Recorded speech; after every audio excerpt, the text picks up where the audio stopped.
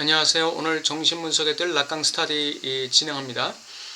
오늘은 그 시선 개념에 대해서 좀 말씀드리겠는데요.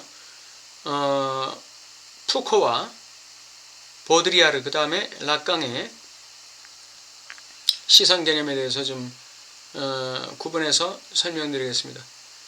푸코는 이 시선 개념이 어떻게 될까요?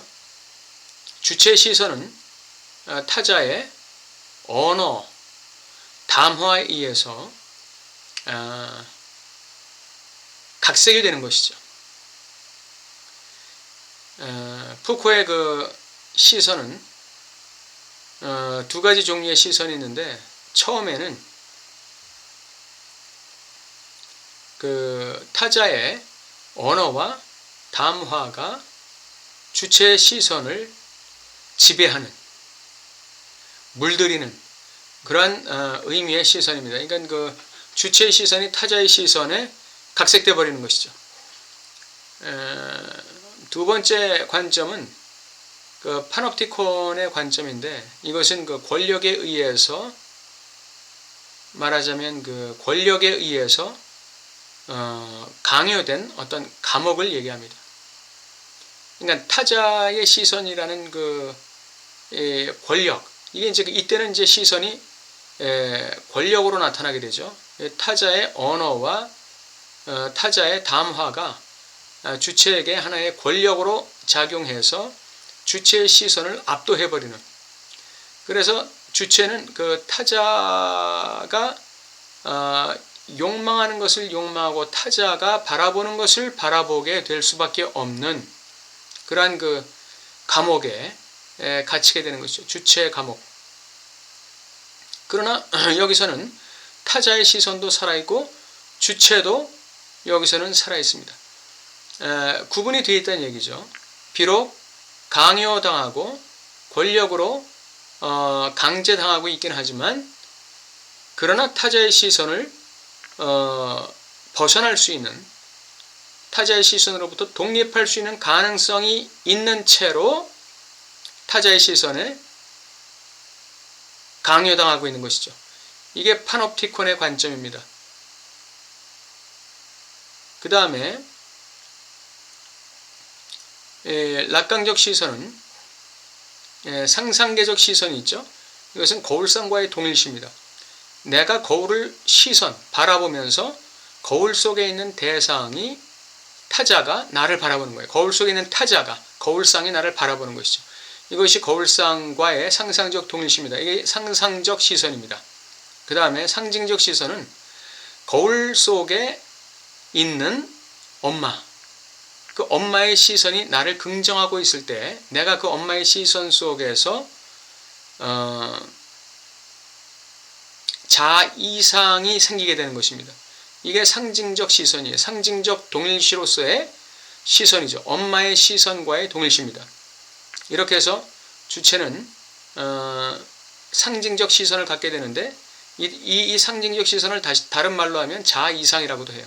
그래서 엄마의 딸랑이가 되는 것이죠. 엄마의 비위 맞추기, 엄마의 욕망을 내가 추구하는 것이죠. 엄마가 원하는 게 뭔지 그거를 발견하면서 내가 거기에 맞춰 나가는, 그게 바로 자이상으로서의 상징적 시선을 가진 주체가 되는 것입니다. 그 다음에 이제 실제적 시선인데, 그것은 지금까지는 그 대상의 자리에 결여되지 않은 대타자, 즉 라지 A가 있는 거예요. 라지 A가 결여되지 않았다는 것은 결국은 이 A에 내가 소속된다는 것을 의미하는 것이죠. A에 내가 소외되어 있다는 걸, 주체적으로 소외되어 있다는 걸 말하는 것입니다.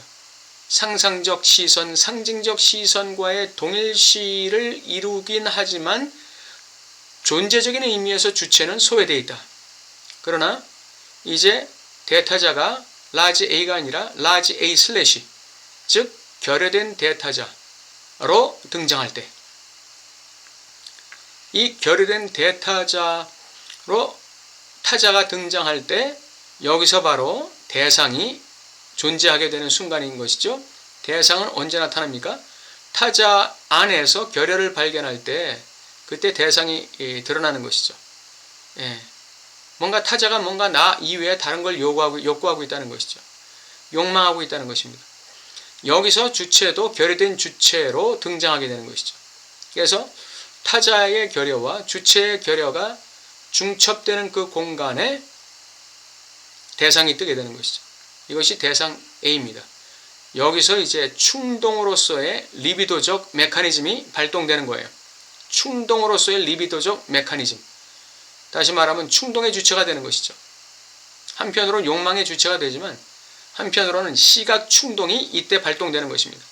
시각 충동은 내가 바라보는 대상을 바라보면서 대상을 향해 가지만 그 대상을 취하려고 가는 게 아니라 대상을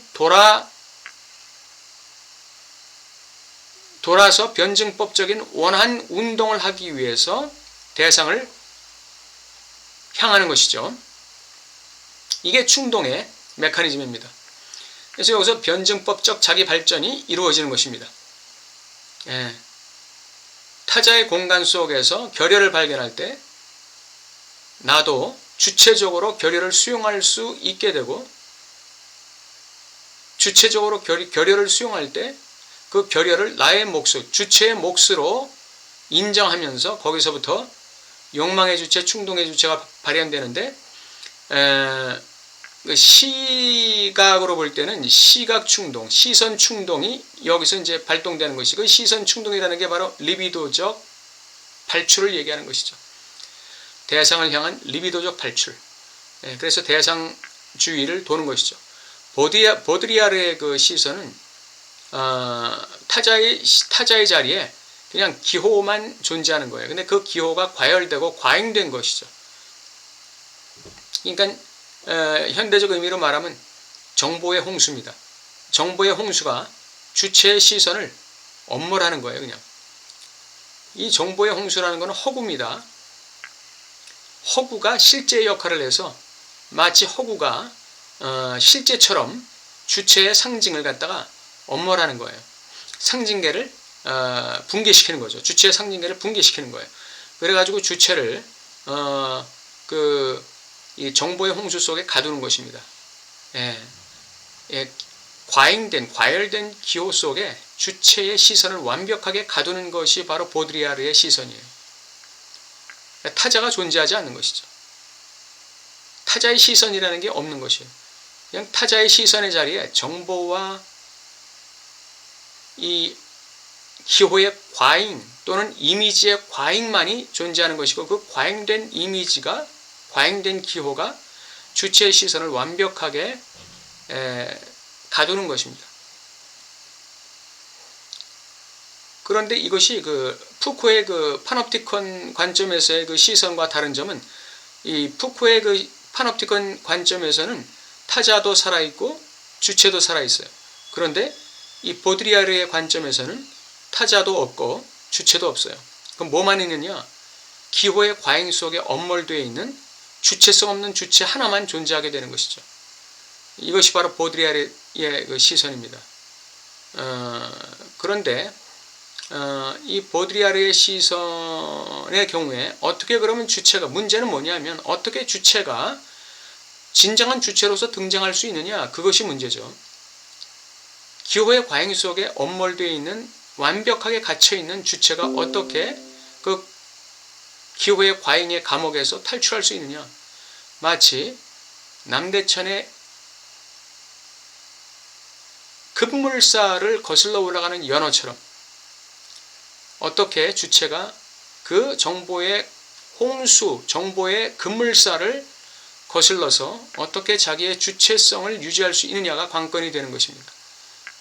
그 급물살, 그 정보의 홍수에 대한 주체의 태도가 어떤 태도를 갖느냐 여기에 따라서 탈현대적 주체의 시선이 유지되느냐 유지되지 못하느냐가 결정되는 것입니다. 오늘 푸코의 시선, 라깡의 시선, 보드리아르의 시선을 비교해 봤습니다. 감사합니다.